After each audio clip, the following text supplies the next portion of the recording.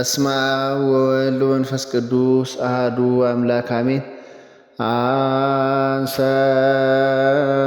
ኢለከ ወነአድኅነነ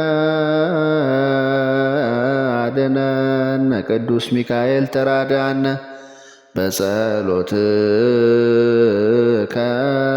ተማኅፀነ ኢይኩን እምአነ ወይምስጠነ እምነ ገነቱ ዘኤዶም ለአዳም አቡነ። አንድ አምላክ በሚሆን በአብ በወልድ በመንፈስ ቅዱስ ስም አምነን በከበረች በዓሉ ጥቅምት 12 ቀን ክቡር በሚሆን በመላእክት አለቃ በቅዱስ ሚካኤል በዓል ዕለት በእግዚአብሔር ቸርነት ክብሩንና ገናናነቱን እያሰብን የቅዱስ ሚካኤልን ድርሳን እንናገራለን። የመላእክት አለቃ ቅዱስ ሚካኤል ጸሎቱና በረከቱ ልመናውና አማላጅነቱ ለዘላለሙ ከእኛ ጋር ይኑር አሜን። በሕይወተ ሥጋ ሳለች ዋስ ጠበቃ ያላዘጋጀች ነፍስ በምትሞትበት ቀን በሰማይ ዋስ አታገኝም። ነገሩ እንዲህ ነው። በዙሪያ ያለበት ሰው ቢኖር የሚከፍለውም ባይኖረው የሚዋሰውን ቢያጣ ወደ ዳኛ ይወስዱታል። ዳኛውም ለፖሊሱ ይሰጠዋል። ፖሊሱም ያስረዋል። ለቅሶና ጥርስ ማፋጨት ወዳለበት ቦታ ይጥላል። ዕዳውንም እስኪጨርስ ከዚያ አይወጣም። እኛም በፍርድ ቀን ከእግዚአብሔር ፊት በቀረብን ጊዜ የዚህ አይነቱ ዕድል እንዳይገጥመን በሕይወት ሳለን በዚህ ዓለም የሚዋሰን ካልፈለግን በሰማይ የሚዋሰን አናገኝም። ይህ ማለት በዚህ ዓለም እንደሚቻለ ርኅራኄ ካላደረግን ድሆችን ጦም አዳሪዎችን ከረሳን በሰማይ የሚዋሰን የሚቀበልን የለም ማለት ነው። እግዚአብሔር በቅዱሳኖቹ ስም ድሆችንና ጦም አዳሪዎችን ብናስብ በሱ ብናምን ወዳጆቹ መላእክት ብናከብር ስማቸውን ብንጠራ በጸሎታቸው ብንማጸን እሱም ይቅር ይለናል፣ እነሱም ይቀበሉናል። እነሱም በሰማያት ባሉ ቤቶቻቸው ይቀበሏችሁ ዘንድ በአመፃው ገንዘብ ወዳጅ ግዙበት ብሎ ጌታችን እንደተናገረ የታመኑ ባልንጀሮችም ጌታችን ወንድሞች ያላችሁ ድሆች ናቸው። እግዚአብሔር ባናምን መላእክቱ ወዳጆቹን ባናከብር ትእዛዙን ቸል ብንል ግን በፍርድ ቀን የሚያድነን የለም። ጻድቁ በዋጋውን የሚያገኝባት አጡ ፍርዱን የሚቀበልባት ያቺ ታላቅ የእግዚአብሔር ፍርድ ቀን በደረሰች ጊዜ ወንድም ወንድሙን አያድንም። ልጆችም አባት እናታቸውን፣ እናት አባትም ልጆቻቸውን፣ ወንድሞቻቸውን አያድኑም። እናትም ልጇን ማዳን አትችልም። የሥጋና የነፍስ ደም ግባታችን የሚያጎሳቁል ገሃነመ እሳት እንዳንበሳ የሚወጥ የኩነኔ ቦታ በዚያ ይጠብቀናልና በዚህ ዓለም ንስሐ ካልገባን ቸርነት ካላደረግን በሰማይ ምሕረት አናገኝም። በዚህ ዓለም የከበራችሁ ባለጸጎች፣ ነገሥታት፣ መኳንንት፣ ድሆችንና የጦም አዳሪዎችን ገንዘብ የምትቀሙ ወዮላችሁ፣ ወዮታ አለባችሁ። የመጽሐፍትን ቃል እየሰማችሁ አገልጋዮቼን ካህናቴን የምትቃወሟቸው ሁሉ ከሹመታችሁ እሽራችኋለሁ፣ ከማዕረጋችሁም አወርዳችኋለሁ፣ ከወንበራችሁም ላይ ገለብጣችኋለሁ። በእኔ ዘንድ ብዙ መቅሰፍትና ኩነኔ ተዘጋጅቶ ይጠብቃችኋል። እናንተ የሰው ገንዘብ የምትቀሙ፣ ነፍስ የምታጠፉ፣ ሰውን የምትበድሉ፣ በጎዳና እየሸመቃችሁ ማጅራት የምትመቱ ወንበዴዎች ወዮላችሁ፣ ወዮታ አለባችሁ። በዚህ ክፉ ተግባራችሁ መውጫ መሸሻ በሌለበት ቦታ የሚያቃጥል እሳት ተዘጋጅቶላችኋልና እናንተ ወደ ሰው ሚስት የምትሄዱ ወንድሞቻችሁን የምታሙ ወዮላችሁ፣ ወዮታ አለባችሁ። መውጫ መሸሻ በሌለበት የእሳት ጉድጓድ ትጣላላችሁና እናንተ ጣዖትን የምታመልኩ መድኃኒትን የምታደርጉ ወዮላችሁ፣ ወዮታ አለባችሁ። ዘራችሁ ይደመሰሳል፣ ስማችሁ ይጠፋል፣ ተስፋችሁም ይመነምናል። በገሃነመ እሳት እንደ ሰም ትቀልጣላችሁና ሰው አይታችሁ ፍርድ የምታጓድሉ አገልጋዮችን፣ ድሆችን፣ ጦም አዳሪዎችን የምትጠሉ እናንተ ግብዞች ወዮላችሁ፣ ወዮታ አለባችሁ። እሳት የማይጠፋ ትሉ የማያንቀላፋ የሚያቃጥል እሳት ተዘጋጅቶላችኋልና እናንተ ትዕቢተኞች፣ ትምክህተኞች ወዮላችሁ፣ ወዮታ አለባችሁ። ዘመናችሁ ያጥራልና በእሳት ውስጥም ተጥላችሁ በግራጋን ትቀጠቀጣላችሁና እናንተ መምህራን የምትጠሉ ከሀገር ሳስወጥታችሁ የምታሳድዷቸው ደጋጋዎች ምዕመናን ድሆችን የምትቀጧቸው የምታቃልሏቸው ወዮላችሁ፣ ወዮታ አለባችሁ። እንደዚሁ እናንተም በእኔ ዘንድ ትናቃላችሁ ትዋረዳላችሁና ድንግልናችሁን ያለ ጊዜው የምታጠፉ ቆነጃጅት ወዮላችሁ፣ ወዮታ አለባችሁ። የሚያቃጥል የእሳት ነበልባል ይጠብቃችኋልና የሰው ልጆችን ለማሰት የምትዘጋጁ ሴቶች ወዮላችሁ፣ ወዮታ አለባችሁ። በሚያቃጥል እሳት ውስጥ ትጣላላችሁና የባህል ልጅን ክርስቶስን የምትክዱ ትእዛዙን የማትጠብቁ ወዮላችሁ፣ ወዮታ አለባችሁ። በዚያች በመጨረሻዋ የፍርድ ቀን በዕጣን መዝገብ ተመዝግባችሁ የእሳት ፍርድ ወስዶ ከእሳት ባሕር ይጨምራችኋል። ከዚያም እስከ ዘላለም ተዘግቶባችሁ ትኖራላችሁ። እናንተ ሰንበትን የምትሽሩ ትእዛዜን የማታከብሩ ወዮላችሁ፣ ወዮታ አለባችሁ። የሚቆራርጥ ሰይፍ ይታዘዝላችኋል። የጥፋት ፍርድ ይፈረድባችኋል። ረሃብ፣ ቸነፈር፣ ጥፋት፣ ሞት ይታዘዝባችኋል። እርስ በርሳችሁ ትተላለቃላችሁ። ዳግመኛም እግዚአብሔር እንዲህ ብሏል፣ በእግዚአብሔር ኃይል ነው እንጂ ቀን በፀሐይ ብርሃን የምትሄዱ ይመስላችኋልን? ፀሐይን፣ ጨረቃን፣ ከዋክብትን የፈጠርኩ እኔ ነኝና ፀሐይን በቀን ያሰለጠንኩት ጨረቃን ከዋክብትንም በሌሊት ያሰለጠንኳቸው እኔ ነኝ። እናንተ ግን ሌሊት ትሰወራላችሁ፣ ቀን ትሸሽጋላችሁ። ከዓይኖች የምትሰወሩ ይመስላችኋልን? እግዚአብሔር አያይም፣ አይሰማም፣ አይጠቅምም፣ አይጎዳም ትላላችሁ። እስኪ ልብ ብላችሁ አስተውሉ። ይህን የፈጠረ አያይምን? ጆሮንስ የፈጠረ አይሰማምን?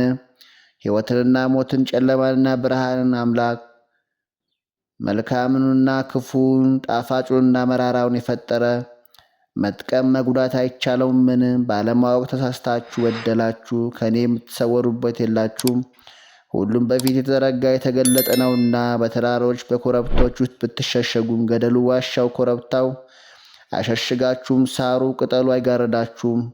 መሰወሪያ የላችሁም። ከእጅ የማታመልጡ ፍጥረት ሁሉ በእኔ ፍቃድ ጸንቶ ይኖራልና እኔ አበለጽጋለሁ፣ አደህያለሁ። የምሾም የምሽር፣ የምገድል የማድን፣ የምቆጣ ይቅር የምል እኔ ነኝ። ከእጅ የሚያመልጥ የለም። ፈቃዴን የሚፈጽሙ ትሑታን የዋሃን በሰላም በሕይወት ይኖራሉ። ዳግመኛ የቤተ ክርስቲያን ልጆች ወንድሞቼ ሆይ ስሙኝ። ኅዳር 12 ቀን፣ ሰኔ 12 ቀን በመላእክት አለቃ በቅዱስ ሚካኤል በዓል፣ ኅዳር 8 ቀን በአርባዕቱ እንስሳ ኪሩቤል በዓል፣ ኅዳር 24 ቀን በ24ቱ ካህናተ ሰማይ በሱራፌል በዓል። በእነዚህ በአራቱ የምልጃ ቀኖች መላእክትና የመላእክት አለቆች ሁሉ፣ አጋዕዝትና ስልጣናት፣ ኃይላትና መናብር፣ ስፍር ቁጥር የሌላቸው በሰማይ ያሉ ሁሉ የመላእክት አለቃ የቅዱስ ሚካኤልን የኪሩቤልንና የሱራፌልን ክብራቸውንና ገናናነታቸውን ያዩ ዘንድ ይሰበስባሉ። በዚያችም ቀን እግዚአብሔር በሰው እጅ ያልተፈጠረለትና ያልተሰራ የክብር ልብስ ያለብሳቸዋል። የእግዚአብሔር አብ የእሳት መጋረጃ በተገለጠበት ወቅት ኅብሩ አርአያው ይህን ይመስላል ተብሎ የማይመረመር የሕይወት አክሊል በራሳቸው ላይ ያቀዳጃቸዋል። በእሳት መጋረጃ ውስጥም ሌሎች መላእክት ያላዩትን አዲስ ሥርዓት ረቂቅ ምስጢር ያሳያቸዋል። ካህናት ናቸውና የፊታቸው ጸዳል ከፀሐይ ከጨረቃ ይደምቃል። ዓይናቸውም እንደ አጥቢያ ኮከብ ያበራል። ደስታቸውና ሰማያዊ ክብራቸው ባለሟልነታቸው ለዘላለም የማያልፍ የማይጠፋ የማይጎድል የማይሻር ነው። መላእክት ሁሉ ይህን ባዩ ጊዜ ያደነቁ። ሁሉን ስላስገኘው መላእክት ለፈጠረ ለአብ ለወልድ ለመንፈስ ቅዱስ ምስጋና ይገባል። በእውነት የከበሩ የሚያመሰግኑ የሚዘምሩ ብሩካን መንፈሳውያን የአብ ባለሟሎች ናቸው አሉ። ሚካኤልና ገብርኤል 24ቱ ካህናተ ሰማይ 40ቱ እንስሳ የሚተካከላቸው የለም። ዳግመኛም እግዚአብሔር ፈጽማችሁ አክብሯቸው። መታሰቢያን ያደረገ በጸሎታቸው የታመነ በእኔ ዘንድ ዋጋውን አያጣም። በሥጋውም ቢሞት በነፍሱ ያው ሆኖ ለዘላለም ይኖራል። ይቅርታዬን ቸርነቴን አደርግለታለሁ፣ የባሕርይ ሕይወቴን አሳድርበታለሁ ብሎ ተናገረ። እግዚአብሔር አብ መላእክትን እንዲያላቸው ስማችሁን ከስሜ ጋር አንድ አድርገው የሚጠሩትን በሰጠዋችሁ ቃል ኪዳን የሚታመኑትን መታሰቢያቸውን የሚያደርጉትን በጸሎታችሁ የሚማጸኑትን ከጥፋት ከመከራ ከጭንቀት ከጠላት እጅ በእውነት አጠብቃቸዋለሁ። ክፉ ነገር ርኩስ መንፈስና እኩያን አጋንንት ወደ እነሱ አይቅረቡ። ረሃብ ቸነፈር በእውነት ወደ ቤታቸው አይግባ። ከሚያስጨንቅ ከሚነጥቅ ሌባ ቀማኛ ከልዩ ልዩ ጠላት ከሚያደባ ከሚሸምቅ ይዳኑ። በቅርብም በሩቅም ያሉ ጠላቶቻችሁ ከእግራቸው በታች ይሁኑ። ከገሃነመ እሳት በእውነት ይዳኑ። ይህም መጽሐፍ በእውነት ለሕይወት ለድነት ይሁናቸው። እግዚአብሔር አሜን በተናገረ ጊዜ ሁሉም ተነስተው በዙፋኑ ፊት እየሰገዱ አሸናፊ እግዚአብሔር ሆይ ምስጋና በሰማይና በምድር የሞላ ነው። በጽርሐ አርያም የምትኖር በታች በደቂቀ አዳም የምትመሰገን በኪሩቤል ላይ ዙፋን ዘርግተ በአንድነትና በሦስትነት ጸንተ የምትኖር በአንድ ቃል ቅዱስ ቅዱስ ቅዱስ እያልን እናመሰግናለን አሉ። ቅድመ ዓለም ለነበረ ዓለምን አሳልፎ ለሚኖር ሰማይና ምድር ለፈጠረ እግዚአብሔር በእውነት ምስጋና እናቀርባለን። ቅድመ ዓለም ለነበረ ዓለምን አሳልፎ ለሚኖር ብርሃናትን ለፈጠረና ታላላቅ ታምራትን ላደረገ ለእግዚአብሔር አብ በእውነት ምስጋና እናቀርባለን።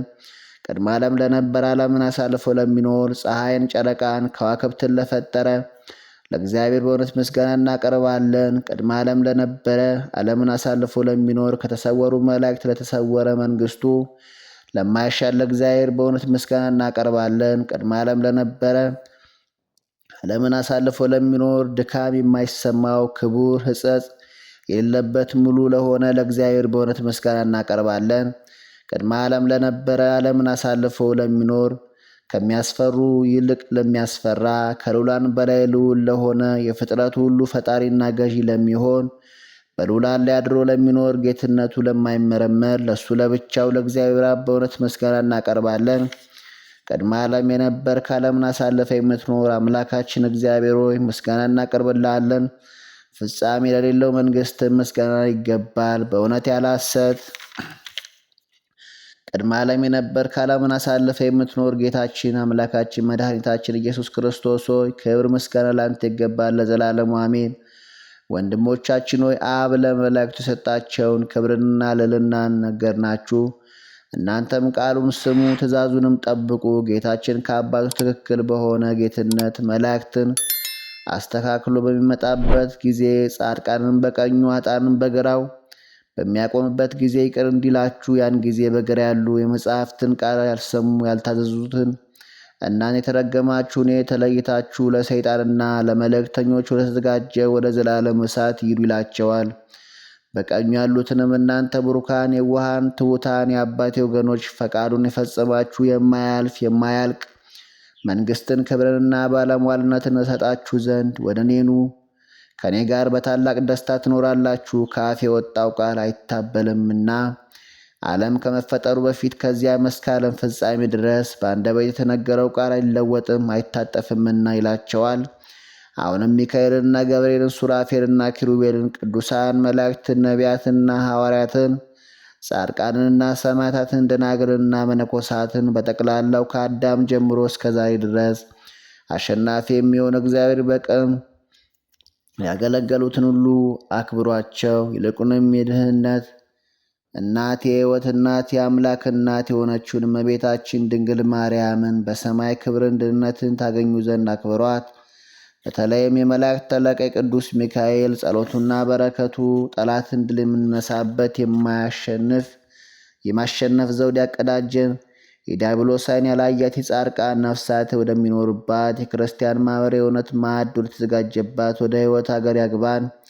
የያዕቆብ በረከት በምናሴና በኤፍሬም ላይ እንዳደረ እንዲሁም የመላእክት አለቃ የቅዱስ ሚካኤል የፈጣሪው በረከት ይህን መጽሐፍ በጻፈውና ባጻፈው ላይ ባነበበውና በተረጎመው ላይ የተሰጠውንም ቃል ኪዳን አምኖ ቃሉን በሰማው ላይ ይደር። ይቅርታው በእኛ ላይ ኑር፣ ረድኤቱም ከእኛ ጋር ይኑር ለዘላለሙ አሜን። በጸሎቱ ለሚታመኑ ምሕረትን የሚለምን የእሳት ነጸብራቅ ከአንደበቱ የሚፈልቅ ተፈጥሮ እሳታዊ የሆነ በኢየሱስ ክርስቶስ ዙፋን ቀኝ የሚቀመጥና የእግዚአብሔር የቃል ኪዳኑ መልእክተኛ የሆነ ልዑል ክቡር የሚሆን የመላእክት አለቃ ቅዱስ ሚካኤል ተአምር ይህ ነው።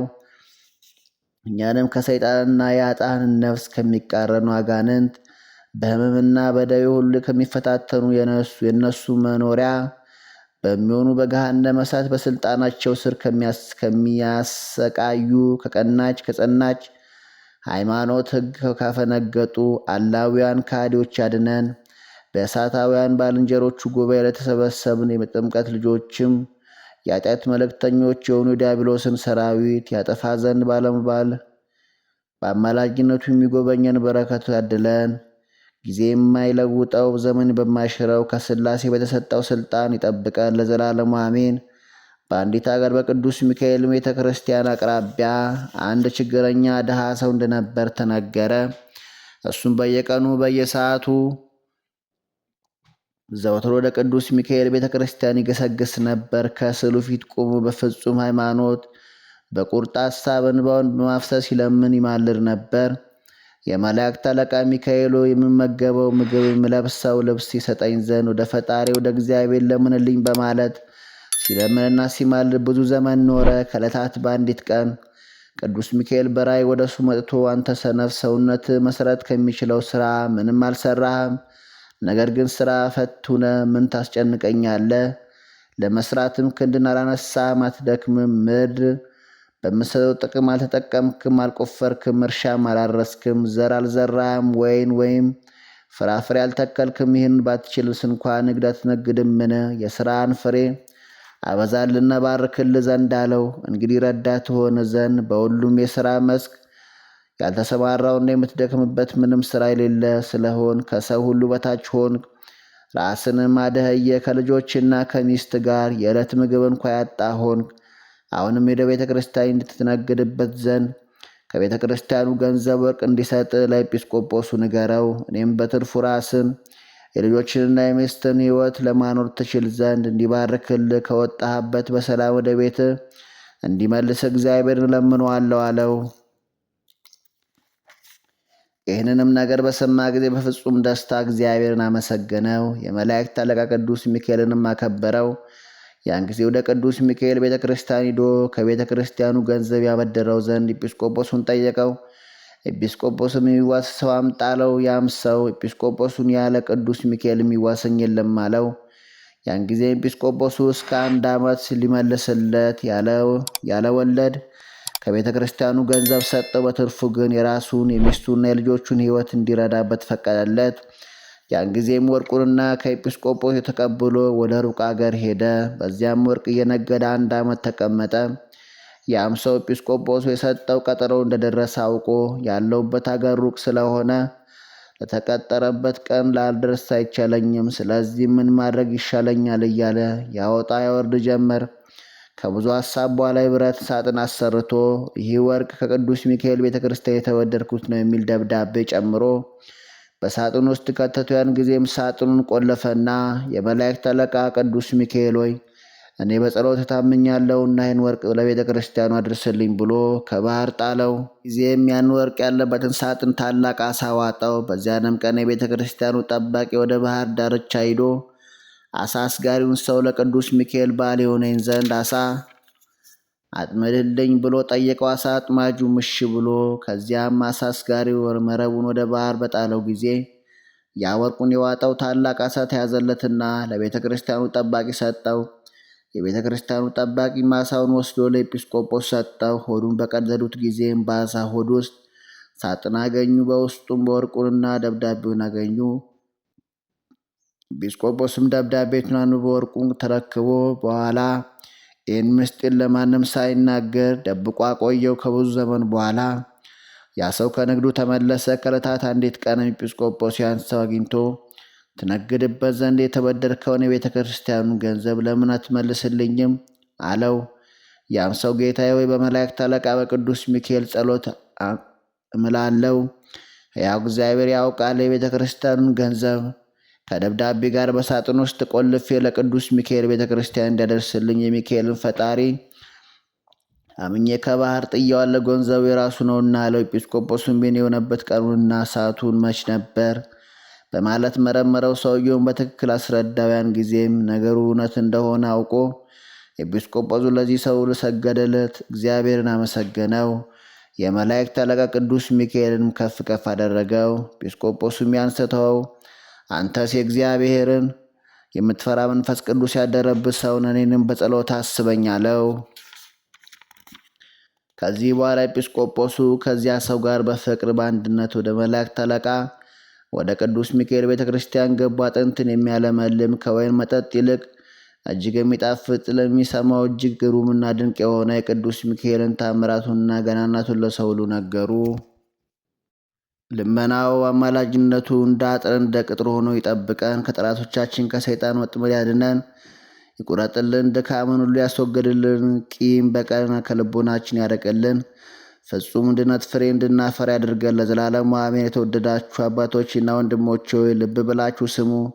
ይህን የሚካኤልን ታምር የጻፍነው በኋለኛው ዘመን በእግዚአብሔር ፊት ስንቆም እንዳናፍረና በእሱ ዘንድ ባለሟልነትን አግኝተን በመንግሥተ ሰማያት ክብር ተጊጠን በደስታ እንኖር ዘንድ በማሰብ ነው። እንዲሁም እግዚአብሔር ፍጹም ይቅርታው ቸርነቱ እንዲያድለን የእውነት ባላጁ ቅዱስ ሚካኤል ወደ እኛ ልኮን ከእሱን ለመለዋት ያድለን። አሜን። ልመናው ክብሩ ለዘላለሙ በእኛ ላይ ይደረብን። የመላእክት ሁሉ አለቃ የሚሆን የቅዱስ ሚካኤል ያደረገው ተአምር ይህ ነው። የእግዚአብሔር የአምላካችን የጥበቡን ምላት የታምራቱን ስፋት ቀጥሎ እንደሚከተለው እንሰማለን። እግዚአብሔርን በፍጹም ልቦና የሚወድ ትእዛዙን የሚፈጽም አንድ ሰው ነገረኝ። እንዲህም አለኝ፣ የክርስትና እምነት ያለው ሰው የመላእክት የነቢያት ወይም የሐዋርያትን የጻድቃን የሰማዕታትን ቢሆን መታሰቢያዎችን በሚያደርግ በእውነት እግዚአብሔር ይምረዋልን ብሎ ጠየቀ። አዎን ይምረዋል። መልአኩም መልሶ አንተ ሰው ለመላእክት ምን ያህል ሥልጣን እንደተሰጣቸው ላስረዳ አለኝ። ከደቂቀ አዳም ወገን ሰውነቱ በኃጢአት የረከሰ አንድ ሰው ነበር። ያ ሰው ከተወለደበት ቀን ጀምሮ ከተንኮልና ከክፋት በስተቀር አንዳችን በጎ ሥራ ሰርቶ አያውቅም።